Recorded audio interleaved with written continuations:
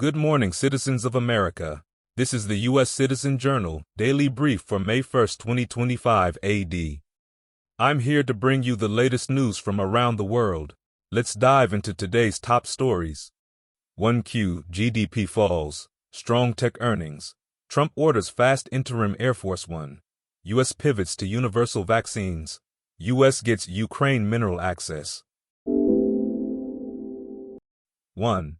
Import surge skews Q1 GDP. Consumer strength faces looming tariff test as Senate rejects bid to undo Trump tariffs. Donald Trump's ultra-high tariff regime, which was rolled out on April 2nd, right at the start of the second quarter. So that day casts a shadow over the first quarter advanced GDP report, which landed yesterday. But the report was a pleasant surprise. The before picture looks pretty good. Yes, headline growth was negative 0.3%, but that number is an artifact of a massive surge in imports, which dragged down the headline growth number by up to 4.8%. Imports are subtracted from GDP because they are not produced in the country, not domestic product, and to avoid double counting them in consumption and investment. If the Q1 surge in imports was truly demand pulled ahead, this should be a distortion that will wash out over time. Private investment grew at a stonking 22%. EdNote used to emphasize something remarkable, exciting, or very large, annualized rate from the previous quarter. Almost all of that was down to a huge jump in purchases of computer equipment, which by themselves contributed almost a full percentage point to GDP. It seems very likely that a good deal of this was due to companies rushing to fill long-term needs from global suppliers ahead of tariffs. But how much? And how much is continued strong demand from the AI economy? We don't know, and the answer makes a big difference to our reading of how strong the economy really is. We have good reason to think that the consumer has continued to chug along nicely since April 2nd. On Tuesday, Visa reported that payment volumes across its U.S. network grew 6% in the first quarter, in line with the results of recent quarters, and volumes actually picked up a bit in the first 3 weeks of April. Here is the CEO. We have not seen any signs of overall consumer spending weakening. While spending growth differs among consumer spend bands, with the most affluent growing the fastest, all spend bands remain resilient and consistent with past quarters. But consumers have not felt the effect of tariffs yet, either in higher prices or in unavailable products. And few businesses have yet had to make hard choices about whether to absorb tariff costs, pass them on to customers, or simply cease importing certain products. Most will still have pre-tariff inventory to burn through while they pray for a policy change. Bookings for standard 20-foot shipping containers from China to the U.S. were 45% lower than a year earlier by mid-April, according to the latest available data from container tracking service Vision. Barring a prompt and meaningful tariff climb down, the after picture of tariffs will be fully developed by sometime this summer. The Senate on Wednesday rejected an effort to undo President Trump's sweeping tariffs on most U.S. trading partners, even as a small group of Republicans joined Democrats in delivering a rebuke to a trade policy that many lawmakers fear is causing economic harm. The vote deadlocked at 49-49, meaning it failed despite 3 Republicans joining Democrats in favor of a measure that sought to terminate the national emergency declaration Mr. Trump used this month to impose 10% reciprocal tariffs. Source: Unhedged Newsletter, New York Times. 2. Tech resilience. Strong reports from Meta, Microsoft, Google parent Alphabet reassure investors amid trade uncertainty. Better than expected earnings from both Microsoft and Meta platforms boosted markets Thursday, reassuring investors of the relative resilience of the Magnificent Seven tech giants amid tariff uncertainty. Facebook parent Meta reported strong sales and said growth would remain steady, assuaging concerns tariffs would harm its digital ads business, a chunk of which comes from Chinese companies like Temu and Shine. Microsoft, meanwhile, indicated that the major corporations that drive the bulk of its revenue aren't slashing their technology budgets just yet. Alphabet Google shares rose after it reported double-digit increases in first-quarter revenue and profit, driven by another good performance in its search business and the boom in artificial intelligence-related demand for cloud computing. Source: Wall Street Journal, FT. 3. Frustrated Trump orders fast-tracked presidential jet from La Harris as Boeing lags. President Trump is done waiting for Boeing. Frustrated by delays on Boeing's work to deliver a new Air Force One, Trump has commissioned a smaller defense contractor to ready an interim presidential plane by year's end. Boeing will continue plugging away on a pair of Air Force One replacement jets, which have fallen so far behind that Trump might not get to fly on them while in office. The U.S. government has commissioned Le Harris to overhaul a Boeing 747 formerly used by the Qatari government. The Melbourne, Florida-based company is tasked with retrofitting the plane with certain specialized systems to transform the luxury aircraft into a presidential jet, some of the people said. Trump wants to have the plane available for use as early as the fall, some of the people said. He has regularly asked for updates. On April 18th, the CEO of Boeing came to the Oval Office to meet with Trump, people familiar with the meeting said. Source, Wall Street Journal. 4.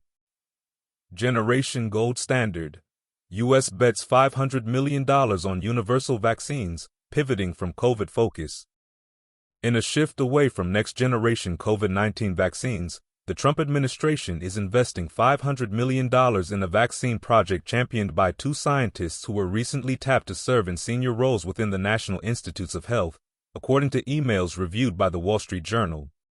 The unusually large sum comes as the nation's health agencies are cutting budgets, shrinking staff, and terminating hundreds of active research grants. The project involves producing vaccines from chemically inactivated whole viruses, a throwback to how flu vaccines were made decades ago. The goal, one that scientists have chased unsuccessfully for decades, is to make universal vaccines that protect against multiple strains of a virus at once. The move is part of what the Department of Health and Human Services is calling Generation Gold Standard, a universal vaccine technology that officials said represents a shift in funding from COVID-19 projects to studies of more viruses.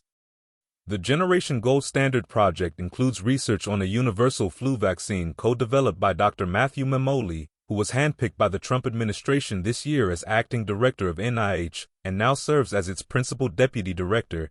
In 2021, Memoli opposed mandatory COVID-19 vaccination with shots available at the time and declined to be vaccinated. The project also includes research on a second universal flu vaccine and universal coronavirus vaccines, according to the HHS statement. HHS aims to begin trials of universal coronavirus vaccines by 2026, with FDA approval targeted for 2029, HHS officials said in the statement. Source, Wall Street Journal. 5. U.S.-Ukraine Inc. Economic Partnership, Reconstruction Fund established, mineral access granted. The U.S. and Ukraine signed an economic partnership deal on Wednesday that will give Washington access to the country's critical minerals and natural resources, ending weeks of fraught negotiations. The agreement signed at the U.S. Treasury Department will establish a reconstruction investment fund for Ukraine that President Donald Trump had insisted on as a way to repay America for aid to Kyiv. The new deal does not include a previous U.S. demand for retroactive compensation for more than $100 billion in military support for Ukraine, terms that President Volodymyr Zelensky had consistently refused to accept. The Ukrainians also succeeded in removing language from the deal that would have complicated negotiations with the EU. However, they conceded to Washington's demand that they sign up to more detailed commitments Kyiv had initially insisted were impossible to agree to simultaneously. While Washington has argued that the deal is necessary for any continued U.S. support, it does not include explicit security guarantees, and Ukraine will be beholden to it regardless of whether a peace deal is secured with Russia. Source: FT. May 1st. A lot happened on the May 1st of yesteryear, and I couldn't narrow it down. Also, I forgot this day in history earlier this week, as readers reminded me, so here are 3. 1851, the Great Exhibition launches in London, drawing 6 million visitors to marvel at global art and innovations. The Victorian spectacle parades steam engines, the world's largest diamond, and the debut of public toilets. 1923, Ford factory workers get one of first 40-hour weeks. 1941, Citizen Kane, released by Orson Welles. Having signed a lucrative contract with RKO Studios, Welles was struggling to find a subject for his first feature film when his friend, the writer Herman Mankiewicz, suggested that he base it on the life of the publishing baron William Randolph Hearst. Hearst presided over the country's leading newspaper empire, ruling it from San Simeon, a sprawling estate perched atop a hill along California's central coastline. When Citizen Kane finally opened in May 1941, it was a failure at the box office. Although reviews were favorable and it was nominated for 9 Academy Awards, Wells was booed at that year's Oscar ceremony, and RKO quietly archived the film. It was only years later, when it was re-released, that Citizen Kane began to garner well-deserved accolades for its pioneering camera and sound work, as well as its complex blend of drama, black comedy, history, biography, and even fake newsreel or mockumentary footage that has informed hundreds of films produced since then. It consistently ranks at the top of film critics' lists, most notably grabbing the #1 spot on the American Film Institute's poll of America's 100 greatest films. That's all for today's brief. Join us again tomorrow for more news and updates. This show was produced by Greg Loving, wishing you a great day ahead. Please follow and rate us on Apple Podcasts or Spotify. It helps other listeners find us. Stay informed and add Astra per Astra.